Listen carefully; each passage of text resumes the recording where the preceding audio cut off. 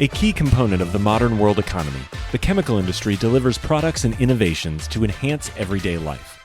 It is also an industry in transformation, where chemical executives and workers are delivering growth and industry-changing advancements while responding to pressures from investors, regulators, and public opinion.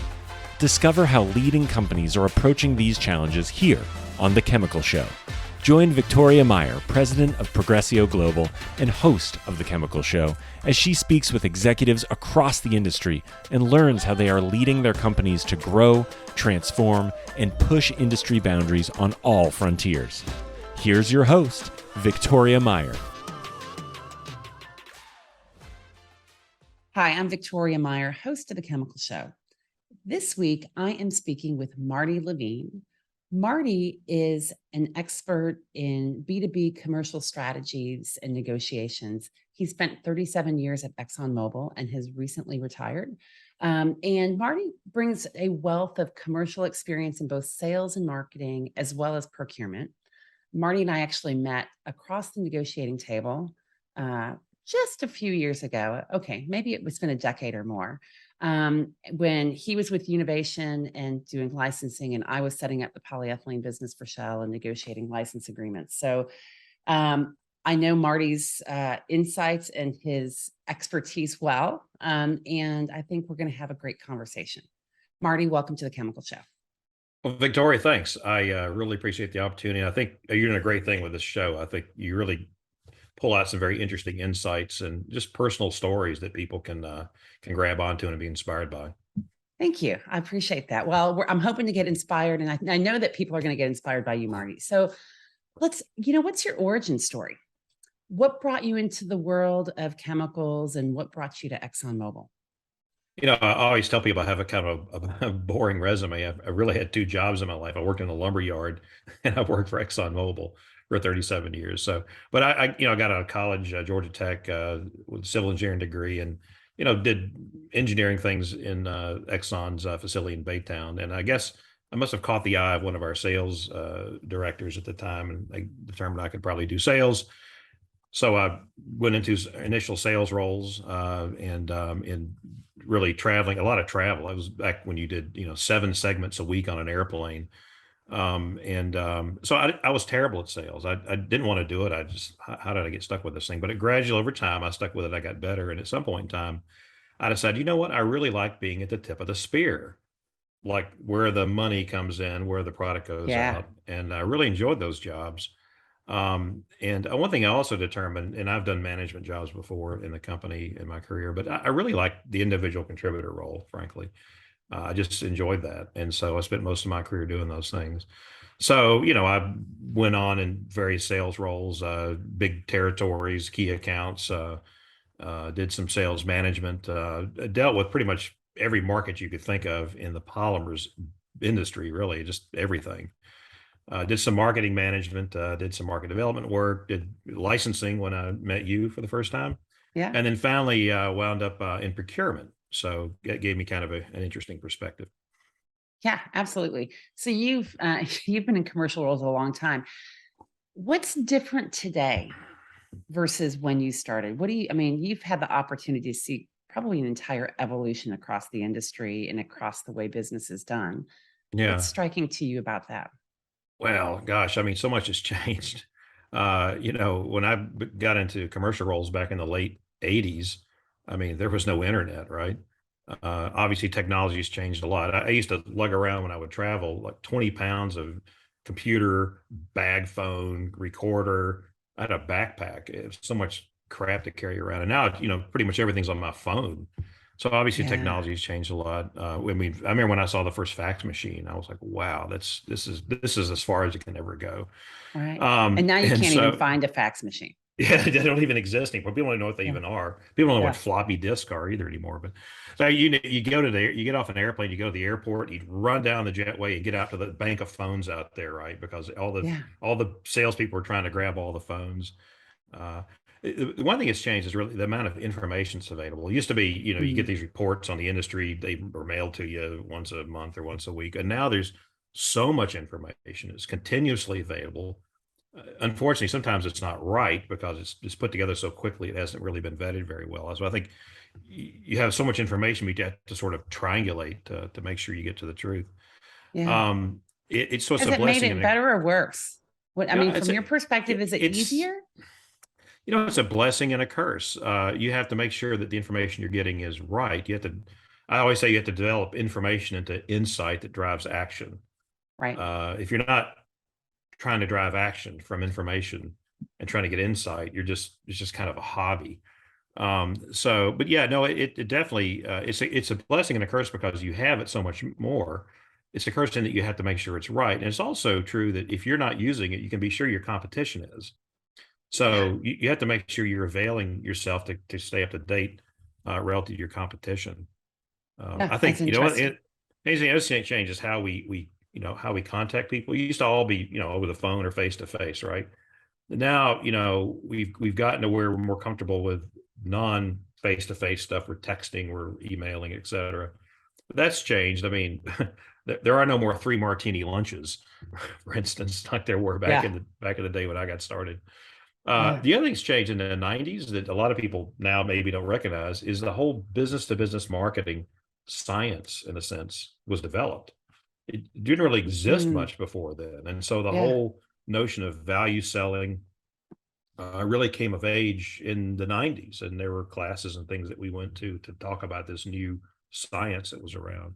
Yeah. So Uh, moving to value versus just a pure transactional Yeah, sale. yeah. Yeah. This whole notion of, well, people had consumer marketing forever, right? Selling coffee and cigarettes and whatever else. But Yeah. the business to business marketing really came to life, I would say, in the 90s.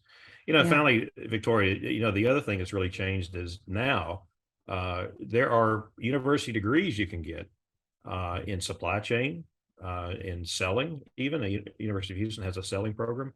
Huh. So these programs didn't exist, back Yeah. 25, 30 years ago. So that's just some changes, I think. Yeah, absolutely. I mean, it was all on the job training, right? Bringing people in Hmm.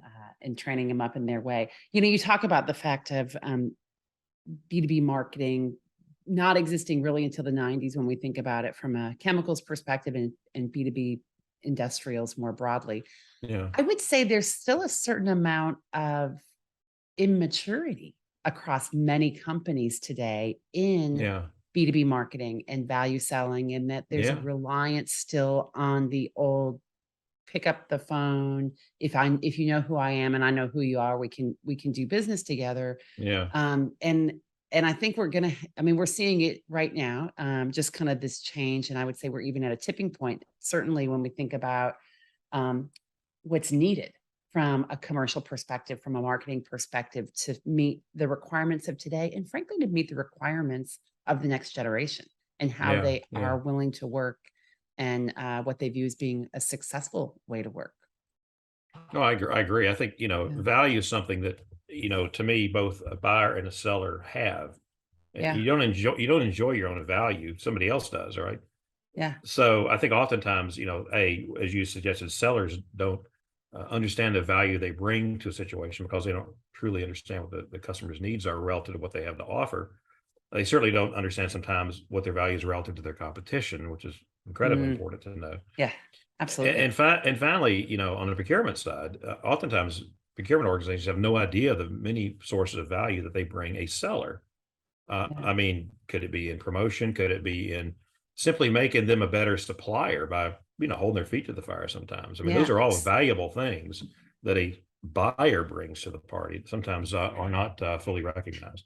Yeah. So I mean, that's a good point. And Marty, you spent, probably 2/3 of your career on the selling and marketing side of the house, and then moved to procurement probably for what, the last decade or so.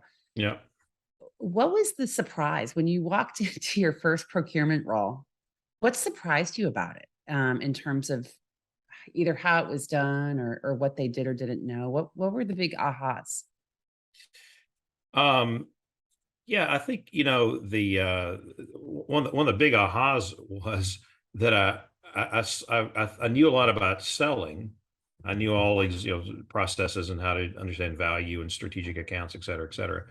Yeah. But what I just didn't know was what procurement folks did, what they thought about the language of procurement, category Yeah. plans and category management when you use a bid and when you don't, and all this kind of stuff.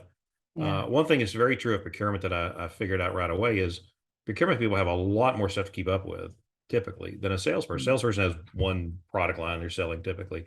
A Right. procurement, particularly a category manager, has a dozen different commodities they're overseeing, which have nothing to do with each other. Yeah. And so they simply have a lot more to keep up with. So that's a change. But one thing I realized early on is that to me, everyone's always selling. I never differentiated. One party's selling, goods for money. The other party's selling money for goods. Mm. Ultimately, we all sell, and procurement people spend a lot of time selling internally, as do salespeople spend a lot of time selling internally, which is a really good skill to get what they need done, basically. So yeah, Yeah. and I've learned there's a lot of mysteries between the two. They just don't, salespeople have perceptions about procurement people have perceptions about salespeople, some of them not very good, and Yeah. they just don't understand each other.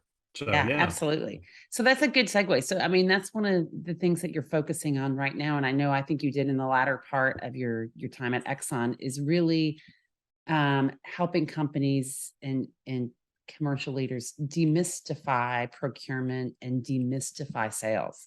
Yeah. So, what do you mean by demystifying, and what's the actual mystery here that we're talking about? Yeah, I think one thing I did actually all through my career is I've written stuff down. I've, I've, I've just written lots of stuff down about things I realize that are true, and I've sort of kept up with these things. Yeah. Um, so, I wasn't sales and marketing. I wrote down a lot of things about, how to deal with, commercial matters. And so, um, one thing I think is very important is that I think it's very important for people to spend a little bit of time in both procurement and sales Yeah. because you learn a little bit from each other.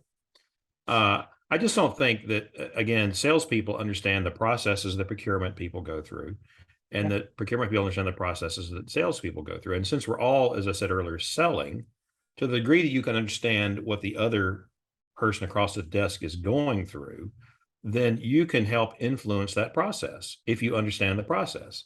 Right. And if you can influence the process better than the other party can, then that gives you a leg up on either getting or maintaining the business. So Um, how do you understand the process, Marty? Because I think this continues to be a mystery. yeah. Maybe can you share some of your insights, or maybe even your model that when you think about kind of the whole demystification of this and how to figure out what procurement's looking for? Yeah, I mean, for instance, one thing is just do a procurement job for a while. That's the easiest thing. But just ask questions, right? Yeah. I always find that people ultimately like to talk about what they do, and they like to talk about themselves, right? So a lot of it's just asking questions. I mean, for instance, a question I would always ask somebody, either when I was in sales or procurement, what do I need to do to make you a hero? It's a good Mm, question, right? yeah. It's an open-ended question, and people will then begin to divulge and talk a bit about, well, if you could do this, it would really help. And I would say, well, why is that? Or what are the processes you have to use to get this thing done? A lot of it's just asking questions and just Yeah. showing interest in the person across the desk and showing them that, look, I got a job to do here. I need to get the sale or buy the thing, right? At the same time, we're going to be doing this thing for a while together. Let's try to help each other out a bit. And Yeah. there's absolutely nothing wrong with doing that. Yeah. I that's something I think I've got very good at over the years. Yeah, So I I think think, it's interesting, Marty, because I think when I was early in commercial roles, um, I thought it was a kind of a win-lose situation, so to speak, right? So that it was a competition. So for me to get the best deal, or you were in competition to get yourself the best deal, and yet over time you realize, one, but you're doing business with this company for a very long time oh and with these yeah, yeah, individuals for a very long yeah, time, for decades in some cases, yeah. right? You're not buying a And car. It's like, no, oh, exactly. Yeah. so And so yeah, figuring out that whole cooperation and collaboration, and yeah, still being true to what your remit is for your yeah, company, right? Not losing sight of what's important in who you're working for and how you make your company successful. But together you can come up with better solutions if you have a bit more transparency and a bit more collaboration and asking some Yeah. of these questions to understand that.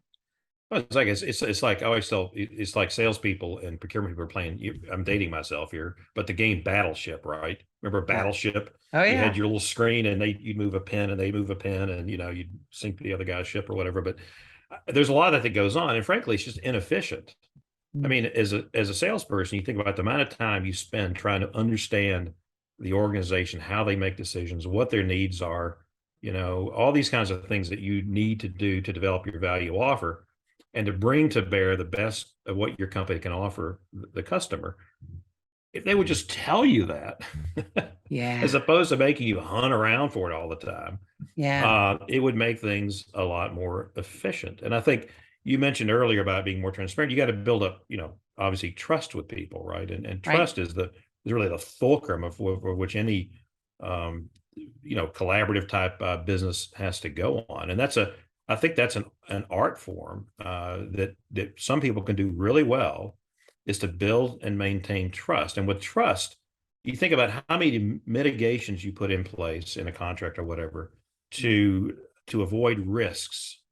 But Yeah. if you trust somebody, if you trust the other company, and you know they're not going to, you know, do bad to you, then you don't have to have all that expensive stuff. You don't have to have all that inventory or all those Mm. extra things that cost money, because you trust the other party.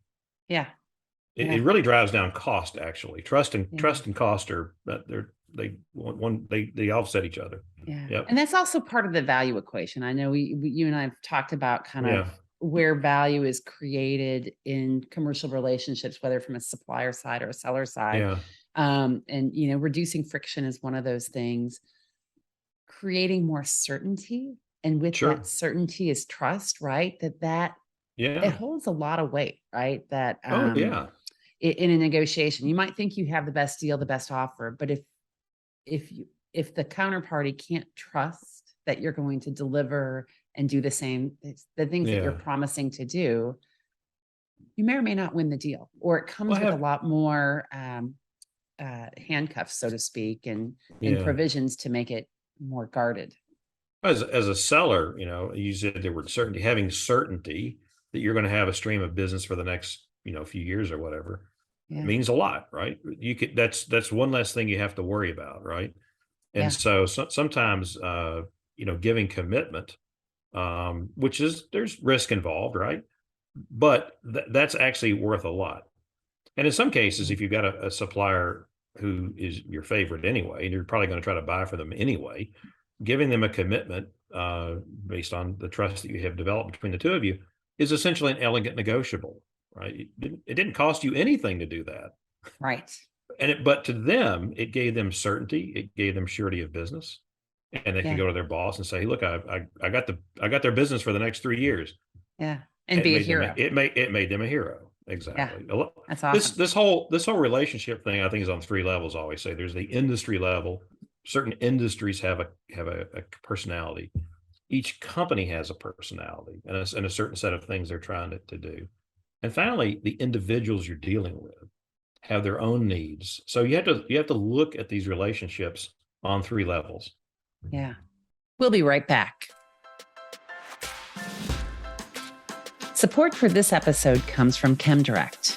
ChemDirect is an all-in-one commerce platform to buy and sell chemicals online. Shop online to get products in days instead of weeks at a highly competitive price. If you're a supplier, you can launch a fully resourced digital channel for free.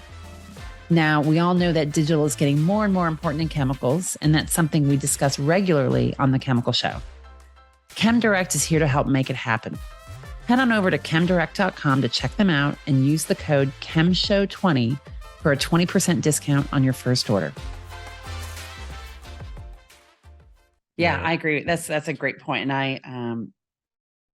I used to map, I mean, I still do today, but mapping out where, the individual needs are versus the company Yeah. needs versus what's going on in the industry is really critical, Hmm. because it helps you be creative and finding solutions that Yeah. work. Yeah. Yeah. Yeah. Exactly. So what was the most challenging or fun negotiation that you faced? Oh, the one you and I did, Victoria. Come on. Is it? No, Oh, well, no, thanks, no, no. That Marty. was, yeah. That was fun. Well, That was a very long I think what was fun about negotiation. that one is Yeah, I was new in the job and I didn't really know what I was doing, but with the it help didn't of my show. colleagues, we had a really strong team. And that's what was thrilling about those kinds of selling jobs is, I said earlier, I like to be an individual contributor, but in the case of licensing, it was a team approach, right? Yeah, And yeah, so, I was kind of the quarterback, but then I had really good technical, people who understood the products, marketing, et cetera. And it was just a fun thing to do. I think probably one of the funnest ones I had was, just basically going out to a potential client that everybody says they're never going to use our technology. And over a period of a few years and a lot of negotiating and a lot of trips and a lot of strange meals in Asia, uh, yeah. we got the business, and it was something that you just did from the ground up. There was nothing, Mm, because a lot of selling in the chemical space, frankly, is repeat selling. Your relationship maintaining. right. So I think you asked the question, what's the funnest thing? I think getting a new client on board for a major project that everybody says it's never going to happen was thrilling. The other thing that I find thrilling is that you have these customers and accounts where the relationship is just screwed up, right? Something went Mm, wrong, someone went sideways. There's a lot of lack of trust. It's something I was pretty good at over time, was rebuilding trust and rebuilding a relationship, and that's a thrilling thing to do. it And usually it's is. just a misunderstanding. It's not that people did something wrong. Yeah, Uh, it's just but you rebuild it, and that's always I found to be a fun thing to do. that is. It's fun and it's critical, especially, I think about, as you say that, these relationships are long. And I think about even, my time at Shell, my time at Clariant, some of the long standing customer supplier relationships we had that were broken at times. Oh And, yeah, and yet neither party could actually afford for them to be broken yeah. because you need each other, right? And You sometimes need each. they can't, and sometimes they don't even know why they're broken. Well, well, I don't know. Something happened a few years, 6 years ago, and well, what was it? Well, nobody remembers. It's like, Right. well, And it was fine, it let's was a start over prior again. business leader, prior Yeah, people in the yeah, role, a uh, misunderstanding. Yeah. yeah. Yeah. And we So talk about trust. Let me say one more thing about yeah, go trust. When we're ahead. No, talking no, no, about please. along those lines, occasionally, and this happens every once in a while, you run across a person who just has bad character. Mm, They just do, okay, and that's going to make a mess of things, right? It's going to happen, right? And yeah, so you got to be real careful with trusting those people, but you're going to run across them every once in a while. yeah. Rarely, And but you're going sometimes to run across them. and sometimes you have to do business with those people. Yeah, yeah, So and you have to figure out how to. how do you deal with that, Marty? Um, I'm still you learning know, sometimes. So give me yeah, the Marty wisdom. I had generally what I tried to do, at least in the selling role, and actually in the procurement role as well, is simply work around them. Mm, I had this thing I called it lighting fires. It was my little terminology, but I would work with the technology person, the manufacturing person, the finance person, whoever, and build my case with all these other people, right? right. And then the particular individual, could be procurement or whatever, who was not worthy of trust, well, suddenly they just had to do what I wanted them to do. Yeah. So you basically sold around them, and Yeah. that irritates some people, but you know he's not dealing fairly to start with, so I'm sorry it made you upset. Yeah. But anyway, Yeah. It's and interesting. usually those people, interesting, usually those people don't last very long anyway. They're usually No, I think gone. that's right. That's right. I Yeah, mean, or yeah, they're the ones maybe that bounce from place to place, yeah. or just move out of a Hmm. commercial role Hmm. because they're not People suited figure them out. necessarily. People figure them Mhm. out pretty soon. Yeah. Yep. Interesting. So in your final role at Exxon Mobil, you advise commercial staff on strategies for negotiations and commercial opportunities. And Marty, I know Hmm. that was a role that you kind of created, right? You lobbied to What? create that role and make it happen and get yourself in that Yeah. position. Why? Maybe is one question. And then what do you see as the benefit of doing that for either for yourself or for other late career professionals? Well, in the case of my ex-employer from which I retired, uh, they already do this sort of thing in other Okay. parts of the company and technology. The upstream had a really good system of technology, or we called them technical professionals, basically. And so, yeah, in some of the commercial roles, though, it wasn't as strong. Mhm. And so in procurement, I said, why don't we, and we had some people already in place, but I said, in my case, I'm going to retire pretty soon. I know all this stuff. Why don't we put a position in place to, that I can use all that information, all that knowledge to put in place, better processes, expectations, do mentoring, training, et cetera. And so, we started it. Unfortunately, the pandemic occurred, which in a Made things sense, though, difficult. in a sense, called upon my talents a bit more, perhaps. How so? But it worked out well. It's just people were in uncharted territory, right? Mhm.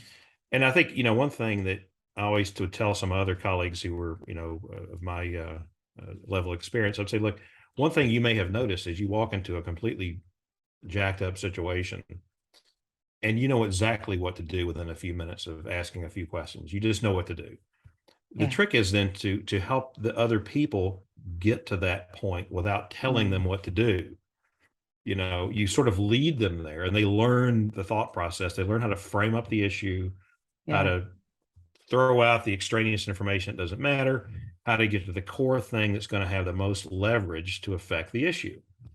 And I think that's something that you learn in time, but that's also something you can impart to people who are less far along in their career, that they can get a Mm. leg up, basically, to be able to do that earlier on.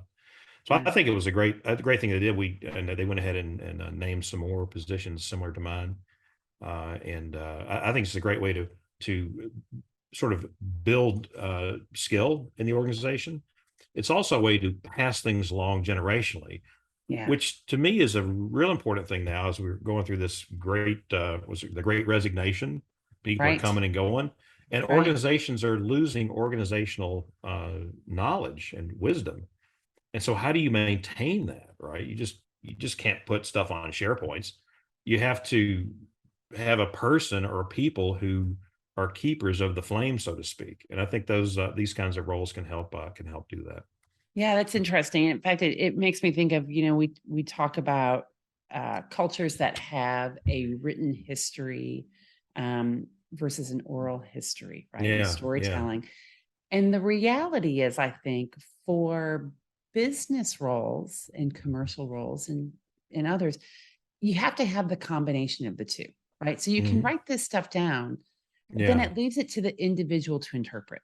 And you sure. interpret based on your own lens and experience, right? But when Yeah, you have the coaching, the mentoring, the sage helping you yeah. understand what it means, you get the best of both worlds. It's the lyrics and the music, right? It's both coming together. Yeah. Yeah, Yeah. yeah. I always encourage people to put together good strategies, because strategies, once you have one, you can then, adjust it as time goes on. And that's an important thing I find that a lot of people don't understand the importance of, or even what a strategy is. Yeah. So Um, let's you talk know, about that because I know we've talked sure. about the fact that I think you've got your own kind of maybe framework on strategy. Yeah. What is a strategy, or why don't people understand it? And what do you think is, when you start talking about putting I, together a I commercial think I think strategy, a what does lot it of a look lot like? of people they start by, they stop at the goals or the objectives, or they put together a plan, right? Right. But and they stop there. We got a strategy, and I've seen this all over the industry. It's Yeah. not one company in particular, but I think strategies have to start with, to me, a set of objectives or goals that are time based. We want to be here in X number of years, but then you recognize there are problems that prevent you will be an issue for you getting there, Yeah. right? And so a strategy then is all about how do you going to address those issues, those roadblocks that are going to prevent you from meeting your objectives. And then strategy then also lays out who's going to do what, when, where, how, and then finally what we're not going to do. And then how we know we've won. Yeah. To me, those are the elements of a strategy. And a strategy is, it's a cyclical thing. You start it, you you work it, and then you improve it, and then you go on and on. And that's the good thing about having one. So once you have one, then Yeah. you can build that as a basis for doing better. So to me, Yeah. that's the element. That's the understanding, my understanding of strategy. Yeah. And you would help people build the strategies around, products or markets Yeah. or what, when you think about that? It's Or it's a yes. it's a strategy, right? You could say it's a strategy around the whole business in a sense. Got it. The whole business goal, or it's a strategy around how we're going to, if we want to grow our position in a market segment, and or if we want to grow our position in a with a certain customer, or if we want to grow our position with a certain supplier. That's, you could build one around any number of things. To me, a strategy ultimately gets built around what I tend to call the x-axis. Usually, it's the one thing that has the most leverage, that is going to help you get and meet those objectives. Yeah. And again, those obstacles are the things that prevent you from using that leverage. And how are you going to work around them or through them to meet your objectives? That's Yeah. the strategy. Awesome. Yeah. That's interesting. So Marty, you've left the hallowed grounds of Exxon Mobil, and you're moving on kind of maybe to the next phase of life and career. What's your focus here for the future? So I've had a few months of rest. I think I told you I had some knee surgery, so that laid me low for a bit. But I'm really interested in getting back into helping companies do things better in terms of their sales ability, their procurement ability, their marketing ability, their ability of developing good strategies. So I've been over the past few months now talking to people in the industry like yourself to understand, what's needed out there, trying to get some ideas about how what I know I could try to apply elsewhere. And so I'm literally right now in the midst of forming a little consultancy. I'm calling it Marty Levine Commercial. I Awesome. didn't get real creative on the naming, Yeah, it's and perfect. but that's really what I'd like to do, because I just find this thrilling to try to help people do a better job at being, what I said earlier, being the tip of the spear. Yeah, I think that's awesome. I think you're going to do really well at that. And then you're also involved in ISM. Can you tell us about that? Yeah. So yeah, exactly. So one thing, I was in ISM a bit before I retired, and pandemic kind of messed things up. But I've actually been invited back by them here in the Houston chapter to help in kind of an advisory capacity. So I've really just started that. But I think it's a good organization. I think it's important, particularly for sort of younger employees, to get involved in this sort of thing, because it helps them see what other companies are up to, helps people benchmark. It helps you build a network, frankly. Yeah. And Yeah. so it's good to be involved again. That's Yeah. good. And for those that don't know what ISM is, can you? It's an Institute of Supply Management. Yeah. Okay. Yeah. So procurement and supply chain focused. Yeah. Is Yeah. that right? It's Yeah. yeah. Yeah. It's tends to be a little more heavy on procurement, as best as I can tell. But Yeah. yeah. Awesome. So Marty, what advice would you give to a new college grad or a young in career person that's entering a commercial role in chemicals? Well, I think good question. I think I gotta say, when I got when I got into this commercial role, I was kind of like, here, told you're going to go do this, right?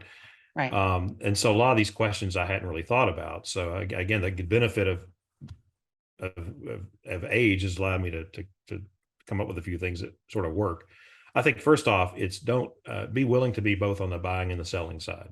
Some people just want to be salespeople, but you really ought to try procurement for a bit. And some people just want to be procurement people. Try selling for a bit. You understand, again, you demystify the other party, and you make yourself a better buyer or seller, whichever one you happen to be. Spend some time in the operations of your company. Mm, Understand how the value of the things that you're selling, how they're made, or how the things you're buying are being used, and what's important. Because you got in particular procurement jobs, because you have all these things you've got to oversee. You got to be able to prioritize and yeah. figure out where the most bang for the buck is. I think deliberately build a network. So we mentioned outfits like ISM are a good way of doing that. Be open about training and mentorship, and I would say boldly seek it out. In my last position, I had a few early career people who actively sought me out, and that was great because I really enjoyed working with them. Very smart, intelligent, capable people, and it Yeah. really it speaks well for them that they want to do better. I think the other thing I always tell people is be yourself. In commercial roles, you have to be yourself. If you try to be somebody else, then people are going to see that you're not being genuine. You're basically lying, and you won't be trusted. So I, for many years, tried to be somebody else, and as irritating as Marty can be, I decided just to be Marty, and I did a lot better after that. Figure out your own style. Figure out what you're good at, and try to do more of it. You can work on your weaknesses all day long, and some of them you'll never get better at. I'll never be a good golfer. I've tried. So, I mean, I've tried, but there's some things I'm really good at. And so I tried to find opportunities to do those things a lot. And I think that's a good way to live. If you want to get an advanced degree, do it early before you get mortgages and kids and things like that to deal with. Yeah. And then finally, and you know a bit about me, don't live to work, work to live. Have some Yeah. interest outside of work, for crying out loud. A lot of people I see don't have that. I've always had a lot of them. As you know, my wife and I have an art business on the side. I do photography. I do astronomy. I like to read. I like to write. And all those things make you a better professionally, because oftentimes you just can't work something out at work. And when you're out goofing around with a camera or whatever, you get the solution. Right. Sometimes you have to get offline to get the solution. So anyway, have a life outside of work. Yeah. Yeah. That's awesome. Yep. That's awesome. Well, Marty, thank you. This has been great. I'm glad we got a chance to connect and get to record our conversation. We've had many conversations, so it's fun to actually memorialize it. And Okay. thanks for joining us on a chemical show. I'd love to do it again sometime. Absolutely. you. Thanks everyone All for right. listening. Keep liking, following, and sharing the podcast, and we'll talk to you again next week. We've come to the end of today's podcast. We hope you enjoyed your time with us and want to learn more. Simply visit thechemicalshow.com for additional information and helpful resources. Join us again next time here on The Chemical Show with Victoria Meyer.